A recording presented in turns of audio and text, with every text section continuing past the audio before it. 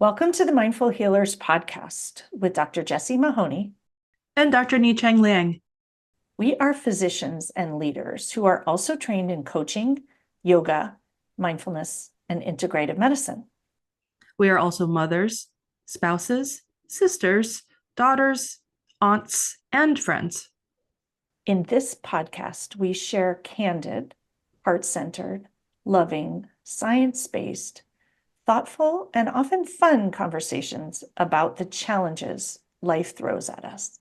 With our collective experience of over 30 years in physician and personal wellness, we reflect and offer pearls of wisdom for navigating life's challenges with more ease.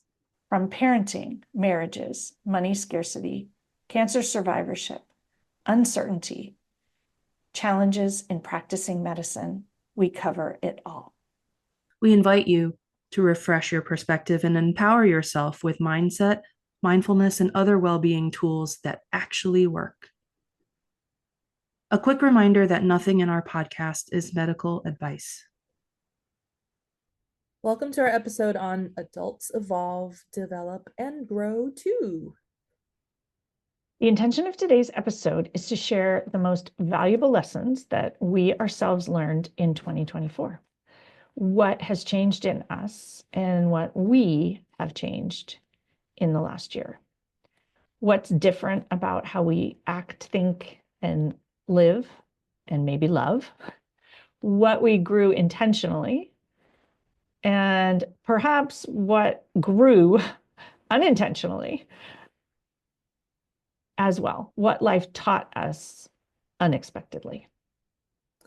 Takeaways include that it's normal to change and to learn and grow along the way. And it's not only children that continue to change and grow and evolve and change. It's us too. The other aspect is that we can become more aware that our own change can be quite a valuable process in living. And that change, many of us struggle with change. We worry about change. I hear from so many people I coach, I don't like change. But we're always changing. And in fact, as human beings, that's the nature. We think change, getting old, is bad, but it's literally just the next step. What if it's better? It's our sort of external descriptions of change. And so this acceptance of change and willingness to embrace change, because that's what's happening, and reflect on change is powerful. So the most valuable lessons and intentional changes that I made in 2024 were, the biggest one is about how I make decisions. And I became a much more strategic, intentional, deliberate decision maker. We did a previous podcast on decisions, probably it's like episode 38 or 34 or 39, somewhere in the 30s. So it's a long, long time ago. And I talked then about how I really struggled with decisions and struggled with the right or wrong of decisions and making, if I made a mistake, I wouldn't have my own back, etc. And I think that now I've kind of up-leveled that to not just having my own back and not just sort of saying it'll probably turn out okay, but seeing decisions as sort of the path to moving forward. And in that first episode, we talked about, you make this decision, you can always make the next decision. But if you see them as a path to getting to somewhere you want to go, it just might be a more meandering path. But being deliberate and intentional about it, making decisions not from fear, which is how I used to make decisions. So, and actually decisions from hope, or decisions from desire, or decisions from, I almost want to say, a plan, but making decisions not not for an outcome, because we're trained in medicine that it's a good decision if it turned out well, and it's a bad decision if it didn't turn out well, when really the decision-making process is entirely separate from that. And so I've done a lot of work, mostly with my clients, which has benefited me tremendously on making decisions, because so many people I work with are When do I change a job? How do I change a job? How do I do it? Et cetera, et cetera, et cetera. If that makes sense. So I think it's a really valuable process of noticing what criteria you use to make decisions and what energy and feeling comes behind your decisions. And I now make decisions from a much more trusting, believing place that I'm a pretty decent decision maker. And more recently, I really came to understand that while I thought that I had my own back about decisions, I sometimes don't. And when that atmospheric river came, I went to, well, if there's a flood, I made a bad decision. And I was like, well, that actually, and I didn't realize that that's what I was thinking. I should have made a different decision if this happens. And it was literally almost a life-altering moment, because now I'm like, wow, that's pretty darn mean to yourself, even though you've done so much of this work. And so for me, this recognition that my decision-making process is one thing and the outcome is another. And I am a thoughtful, strategic, and I'm going to use the word careful decision maker. And what I mean by that is bringing care to it, making decisions from love or from hope or from desire or from knowing or believing or trusting that those are the energy that I want to bring to decision making. And I feel very different about my decision making today than I did a year ago. And many people will say, well, that's because you made decisions and they turned out right. And I don't think that's true. I think it's because I made so many decisions that were pretty darn terrifying that I had to refine my decision-making process to be able to move forward in that way. And I think many people who are stuck in doing things that they really want to do, it's a matter of refining your process and refining the energy. Can I reflect a little bit about what you just shared with your evolution of decision making? It seems to me that the evolution was wrought out of some pressure that was experienced. So almost like how a diamond is created in the pressure of a carbon, something beautiful came out of in the moment, like sometimes very scary, very uncertain circumstances, and you made a decision using the best tools, and you were doing the best that you could with that particular decision in that moment. But it was from that kind of initial discomfort that beautiful decision came about, and the evolution ultimately of your decision making process. Yeah. I love that. Other changes, things about me that I learned this year. Really, I learned how to let go of drama.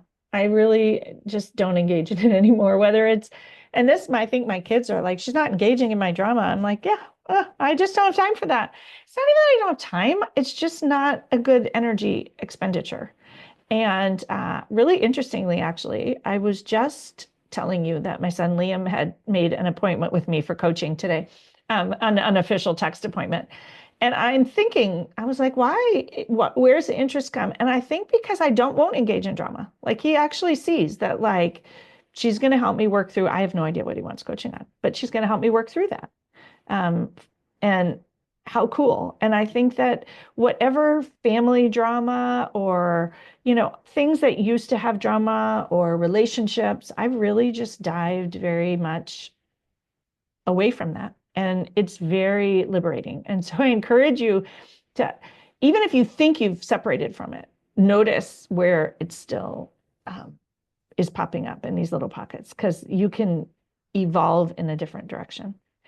And we mentioned this in the podcast episode too, but this has really been true for me this year, and not around the podcast, but just around life, the compare and despair. And it's not so much. So now when I see something that someone's doing, my immediate thought is, how can I learn from that? What do I want to learn from that? What's in that for me? And it used to literally be like a little bit of a judgment about myself and what am I missing and where, how come I didn't think of that? And what might I be doing wrong? That's a little bit vulnerable to share all of that. But either way, now I'm just like, what can I learn from this? If someone's doing something and I'm like, wow, that's cool. And when you do that, you actually can learn so much more. And so the other thing to reflect on is unintentional learning. And the above things were actually things that I kind of set out to work on a little bit. But this last bit was really very unintentional. And it's really come up in the last few months for me, very clearly a completely new relationship with acceptance. And I didn't work on it. I just noticed that I am very much accepting of who I am, who you are, who my children are, who my parents are. And I think a lot of that came through things over the course of the year that I had to work through. I have aging parents who have very much changed in the last year or two, and just a real acceptance of where they are and how I can help and how I can't, and what's my responsibility and what's not, and an acceptance of the reality of the world and our political situation, and a real just focus on, well, what's in my control and how I'm going to choose to move forward. And as the mom of young adults, this acceptance thing might be another clue as to why my children are asking me for coaching. It's very funny. I'm like, still, my brain's trying to figure this out, but I am just very accepting of this is where you are, and this is what you're working through, and this is your developmental phase, and your partner, and your child, and your decisions. And I don't, it's a bit looping into the drama. I don't engage in the drama of it, but it's this very soft acceptance, which is a very new feeling for me. And I may have to reflect on it again a year from now. But over the last maybe 6 or 8 weeks, it's become so clear to me that this has become just an embodied part of me that I almost don't really recognize. And I'm like, wow, that's just me now. And how did that happen? And so I love this idea of what learning and growth did you have over the year that was not on your radar at all, but how you see yourself totally differently now. So speaking of not being on your radar at all from a outside perspective, what I've noticed for you this year, and we shared in our just last episode that we see each other like a couple times a month on Zoom. So I feel like I've been witness to the trials and tribulations somewhat of your circumstances this past year. Is that through it all, there's been this like clarity and an alignment in terms of living your values, as well as just a lot of compassion, not just for yourself, but there's a lot of compassion in what you just said about that softening and acceptance. There's a lot of compassion there. So there's this capacity for growth in that compassion. Despite everything that you've gone through, the fear, the uncertainty of some really, really big life-changing decisions that you made and ultimately acted on. So, yeah. And I'm reflecting as you say that these things that this acceptance and compassion, many people who work with me in coaching will often say, like, well, how do you get there? And what I'll say is it happens. Like you do the work, it's kind of like riding a bike. And then all of a sudden that becomes a part of you, and it's just a part of you. And Shauna Shapiro often talks about what you practice grows. Like you practice it, and then all of a sudden you're not practicing anymore. It becomes you. And so I'm going to be really proud and say those are two big components of mindfulness: acceptance and self-compassion, that have become me, like deeply. There's no effort involved in those. Now, might there be in a different circumstance? Maybe, but as I said that, I don't think so. I think they're part of my cells at this point. How Yeah. about you? How powerful is it to say that, right? Like, because Yeah. you've done all this work, Yeah. right, on yourself and all this work with other people. And inevitably, all that work with other people also changes you too, like for the better, Yes. and helping them through their trials and tribulations. Like, you're also learning about yourself too. So, like, how awesome is that? Yeah. Kind of amazing. And I think sometimes people are like, well, when is it going to happen? You don't know, but it inevitably happens and continues to happen. So, going along very similar lines is for me the learning of your adage that I'm borrowing from you is the allow and accept, but not like, right? So remembering that despite our hardest efforts, we cannot control the thoughts or actions of our family members, our patients, our colleagues, our friends. And so when there is that drama that you mentioned in your list, what I'm going to call is like that whirlwind spiral of angst and tumult and uncertainty. Before I would click into automatic, I want to try to help and I want to try to fix and I want to try to reduce your suffering right away. And I would like buckle up with them in the car as we're spinning in this like Wizard of Oz tornado, and I'd be in the car with them, even sometimes trying to drive it for them at the car. But I was getting caught up in that whirlwind spiral and the drama, and it was really expensive from a mind, body, spirit currency perspective. It was really expensive. And then I was also reacting to it. So I was like getting angry about their whirlwind spiral.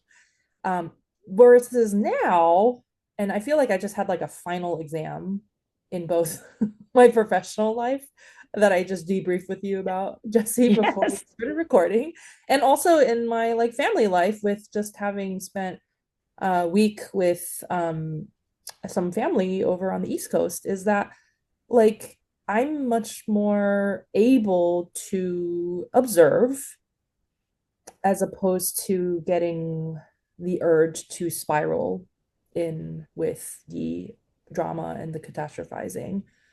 I have tried and am better. I'll say it's a still ongoing work in progress to stay grounded and true to myself.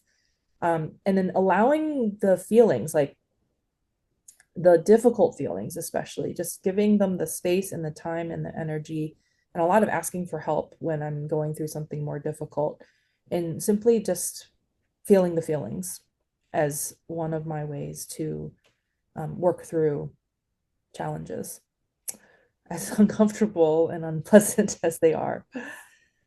But feeling to heal, right? Mhm. Mhm. The other aspect of this past year has been really honoring my initial intention from a year ago, which was my word. One of them was boundaries. And so this year, I've been much more communicative about my boundaries, both professionally and personally, sometimes repeating them to the dismay of the people I'm setting boundaries with, like multiple times, and not being afraid to be firm um, and kind of not nice about setting that boundary, like really honoring that and protecting that for myself and also for my children and family as a result of me being much more steadfast in stepping up to set my boundary. And I've shared this a lot over the last couple months, maybe even this past year, in terms of episodes, is that I've actually been leaning out. So this slowing down, very intentional slowing down of my entrepreneurial journey. I've stepped away from different board of directors and different executive committees from a professional standpoint, um, both voluntarily and also because my term limits happen to be up. And I think that there are no accidents that the term limits just happen to be up this year. And I'm embracing that leaning out so that I can actually be leaning in to what I actually want to be leaning into, which is, I've shared this before, in my current era of life, is just embracing and embodying the sandwich generation that I'm in and actually really loving it. And I'll share a little bit more about that unintentionally in terms of my learnings too. The last thing that I'll say is this year I've been much more open and willing and actually acting upon asking for help. So both within the practice of medicine, like inevitably, even though medicine loves certainty, and we oftentimes strive for certainty, especially with the myriad of tests that are available for us to develop some sense of certainty. Inevitably, though, the certainty in medicine is that there still remains a lot that's uncertain. And so, with those uncertainties, I felt definitely a lot more comfortable in asking my colleagues running different cases and scenarios and circumstances with them where they have really just simply held space and offered me some really helpful perspectives, you included, Jessie, that have been really, really helpful, not just traversing that uncertainty, but in helping me figure out what the next best step is. So, unintentionally, as a result of the leaning into my sandwich generation era, and I want to reflect back that, like, when we talked about the sandwich generation a couple of episodes back, there was a lot more angst and some anxiety around the aura of those two words. But now I'm like, I am in it and I am embracing it and I am mindfully present for this sandwich generation. And you're liking it. I don't I think you're am not liking it, by the way. You're actually loving, like, yes. Yeah. I am loving it. And it's part of my reparenting healing journey mhm. in allowing myself to lean out of professional obligations and leaning into personal and family obligations that I'm now prioritizing. And I'm also at the same time, like in that embracing of the sandwich generation, I'm learning so much about my family. Mhm. So for instance, one of the leaning in things that I'm doing, which can be perceived as kind of like a task or like a just a thing that I have to do, but I'm actually really enjoying this task, is that my mom has invested in my cousin's company and has hired him to help write a biography of sorts about her life and my grandparents' life and like my generation. And so this multi almost 200-page book is being put together and I'm helping to edit the English version and I'm learning so much about my grandparents' generation and how they lived through like World War II and the Japanese occupation in Japan and how my mother's upbringing was different as a result of that. And just really fascinating, like just sheer curiosity and also awe, like AWE awe has Yeah. been induced, as well as like, awe, like how cute Mhm. and how and how like Love that. whimsical, Yeah. so awe and awe. So with all of this leaning in versus leaning out, is has been this increased spaciousness to be there for my children's school events.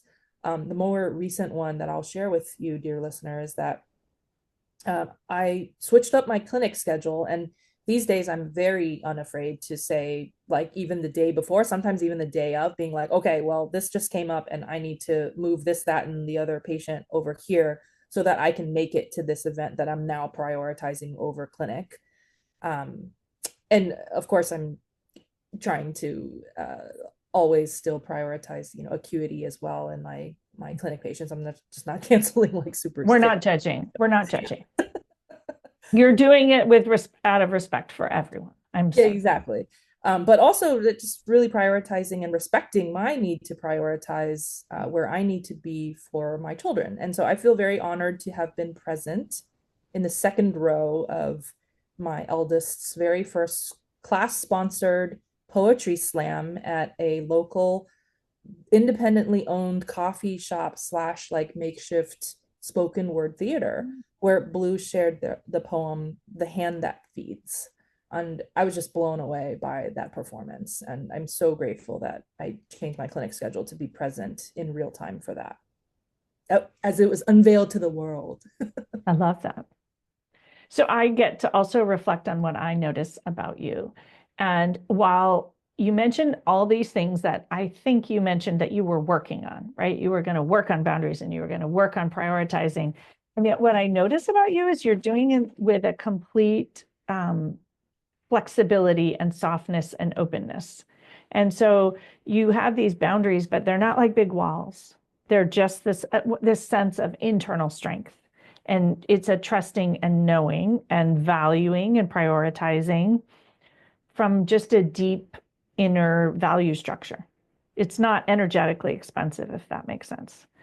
And your willingness to be vulnerable, I think, has really changed you and allowed you to continue to learn about yourself and learn about others and shift and change in a way. And I'm guessing this is just coming to my mind, especially with your children, that level of vulnerability has really changed that option. I also wanted to reflect on your story of the sandwich generation because you leaned into it, but you also changed your narrative about it, Mhm. right? Like, I think when we hear the word sandwich generation, we feel squished. It's like a sandwich with two pieces of bread, and there's so much pressure. I live in a family where I don't actually love sandwiches, but my husband and my kids love sandwiches. And so I'm thinking, like, what if you loved sandwiches? And sandwiches have all these sides and delicious things. And they're like, when they put them together, they make this great experience. And there's, you know, zillions of awesome New York deli sandwiches, Vietnamese sandwiches, panini sandwich. Like, sandwiches are actually a cool thing. And what if we, like, if you embraced it in the way that you describe it as someone who loves sandwiches. And and how wonderful to be thinking about your aging parents and your kids in that way. Thank you for that reflection. As you were saying that, the image of me holding up two pieces of bread, but also like dancing while I'm like holding up the two Yes. pieces of bread, Yes. like in Yeah. the space, right? The Yeah. space that's Yeah. been created with the two pieces of bread. And sometimes like, yeah, I'm gonna lay down and then like the bread comes on top of me much more closely. But then I'm also like poking holes in the bread, like kind of like Yeah. sourdough holes, And like you're adding all looking up kinds and of like looking delicious around and things. being curious, like in the upper layer of my Yeah. sandwich with my parents and being like, oh, like that's how it was growing up in your generation. And then like poking a hole down in the bottom layer and really getting into the sandwich bread of my children and just like being in that space too. So I'm having a lot of fun with it. And potentially an invitation. I think that most of our listeners have aging parents, if they're lucky, and will have aging parents. And what if we could completely change the narrative around that? And what a gift. Yes, it's work, but I think those of us in healthcare think of it as more work because the healthcare work gets more, and the consulting work and the advising and the responsibility gets more. But I also think that as they get older, they get softer, and we could lean into that. And even if your parents have dementia, for example, even spending time with them, there's different things that, in many ways, they lose their filters. So you get to know them a lot better. And it may be a different them than you knew, but I think that there's a lot of beauty in it if we allow space for that. And I see you allowing space for everything. It's a very spacious sandwich. There's a All lot of right, we air. digress. Shall we move on to the reflection questions? There's a lot of air in my sandwich too. Yeah. So, dear listener, our reflection questions for this episode and bringing it back to you is looking back at this last year. How have you changed? Intentionally, unintentionally? And with your intention words for 2025, how might you continue to change, grow, develop, evolve in this new year? And how might you support yourself well to do that? Whether that is practicing more mindfulness, prioritizing time in nature, scheduling a retreat, hanging out with us, listening to this podcast, making sure it's a weekly thing, joining me for some coaching so that some of these things that then become just part of you become part of you that you would really like to embody, and or setting yourself up for success, signing up for Connect in Nature in the end of the summer will be an amazing and beautiful time in this area. And a reflection that we picked Labor Day weekend on purpose because it's a beautiful time with a lot of bounty on the farm, and that it gives you an extra day cushion if you want to explore the area or stay a little longer. And this area here is magnificent. And that it's just a beautiful time to be here in this space. And so we hope that you will think about spending your Labor Day here weekend. And we hope that it will also encourage you to bring a family member because they likely will have time off too. And we love it when people bring partners, spouses, and friends, because when other people understand you better and other people get these tools of mindfulness, everything's better. So we hope to see you for Connect in Nature Labor Day weekend, and or come join me for another retreat at any time, or join me for coaching. Keep listening to the podcast, share the podcast, join us for yoga. We appreciate you listening to us this year. We hope you found it amusing to hear about what we learned about ourselves. And we hope that you take a pause to think about what you learned and how you learned and grew this year. We will see you next week. Thanks so much for joining us. We encourage you to dive into the show notes for each episode for more learnings and resources. We also invite you to take a listen to the many other Mindful Healers podcast episodes. And please share the podcast far and wide with colleagues, friends, and family. If our message and approach resonate with you, we would love to work with you. When you listen to a podcast, you consume information, but when you work with us, you can actually practice and change. We offer coaching and mindfulness experiences, talks, workshops, retreats, and more. Connect with us at themindfulhealerspodcast.com. The content of this podcast is not medical or life advice. We invite you to participate in the mindful moments we offer at the end of most of our podcasts, but please only do so safely.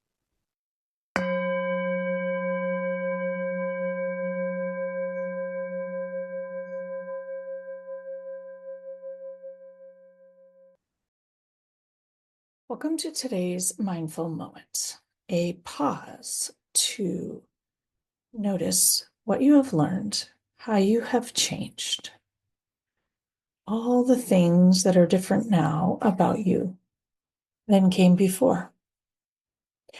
Take a moment to ground yourself, to find the soles of your feet on the earth or your sit bones on the chair, wherever you happen to be, and take a moment.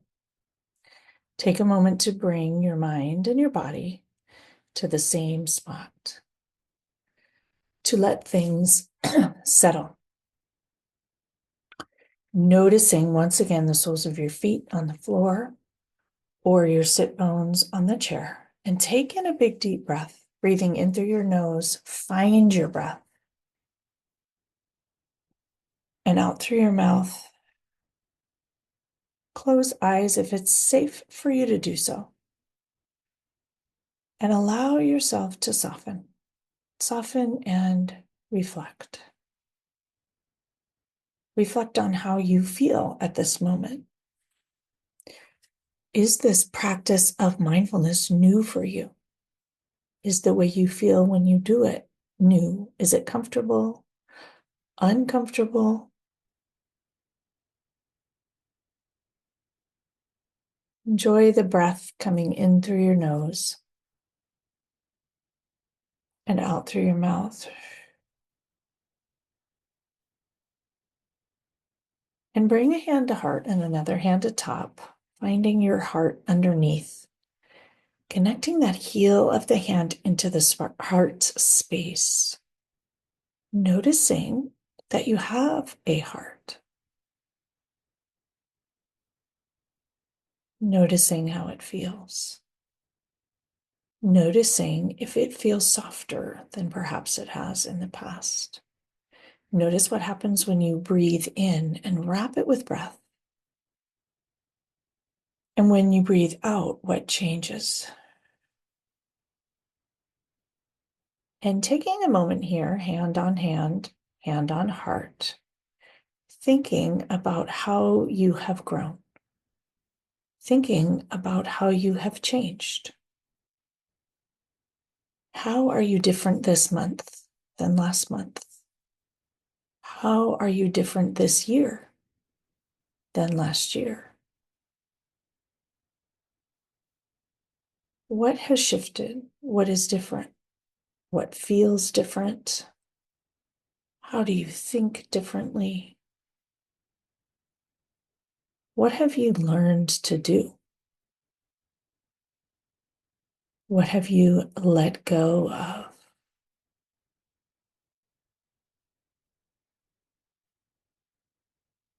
What shifted on purpose?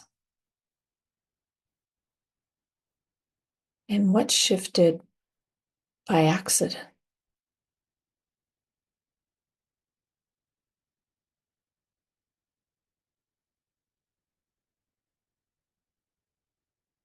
taking a moment to honor your growth. Notice that we aren't static, that we aren't stuck, that things shift and change all the time. Even as adults, we grow, we change, and we evolve. And that growth and shift and evolution is not negative, it's just growth. We sometimes think that all we do is grow old, but maybe we grow wiser. Maybe we grow more calm. Maybe we let go of what doesn't matter. Maybe we soften. Maybe we become more intentional. Maybe we become more kind to ourselves. What is it about you that's different? Taking a moment to notice, to honor, and to appreciate growth, change, evolution, shifts.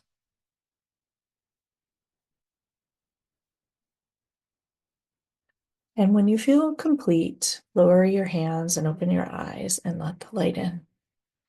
Thank you so much for practicing with me today. The light in me honors and reflects the light in each and every one of you. May you continue to grow and evolve and change over time. Have a beautiful week.